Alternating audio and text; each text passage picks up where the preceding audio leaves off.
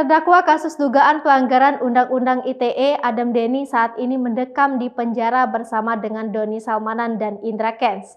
Mendekam di dalam penjara bersama dengan dua afiliator tersebut, Adam Denny mengaku bahwa kondisinya sehat dan senang berada di dalam tahanan. Berteman dengan dua afiliator tersebut, Adam Denny mengakui bahwa berat badannya naik drastis. Ia juga sudah ikhlas dengan kasus yang menimpanya saat ini.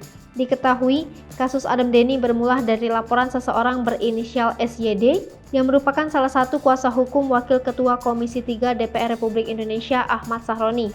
Kemudian, Adam Denny ditetapkan sebagai tersangka dan ditahan.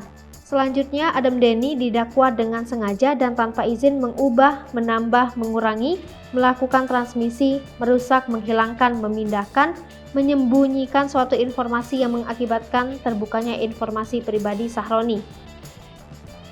Oleh karenanya terhadap Adam Denny dan terdakwa lainnya, Nimade Dwita Anggari didakwa dengan pasal 48 ayat 3, Jangto pasal 32 ayat 3 Undang-Undang Nomor 19 Tahun 2016 tentang informasi dan transaksi elektronik dan pasal 55 ayat 1 ke 1 KUHP.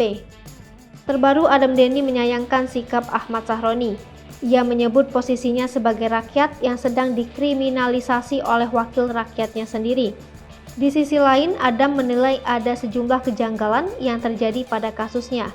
Pertama, ia baru dilaporkan 27 Januari 2022 dan tanpa diperiksa sebagai saksi langsung, ditetapkan sebagai tersangka. Penetapan tersangka dilakukan Barreskrim Polri pada 1 Januari 2022. Kedua, Adam menuturkan ia diminta menandatangani BAP dengan keterangan 50 pertanyaan. Adam juga menyoroti alasan penahanannya karena ketakutan akan menghilangkan barang bukti. Terakhir, Adam berpendapat bahwa kasusnya merupakan wujud pembungkaman publik. Dalam perkara ini, Adam dan terdakwa lainnya yaitu Nimade Dwita Anggari disebut berniat untuk menyebarkan informasi pribadi Ahmad Sahroni. Dokumen yang diperkarakan merupakan pembelian sepeda bernilai ratusan juta milik Sahroni melalui Dwita.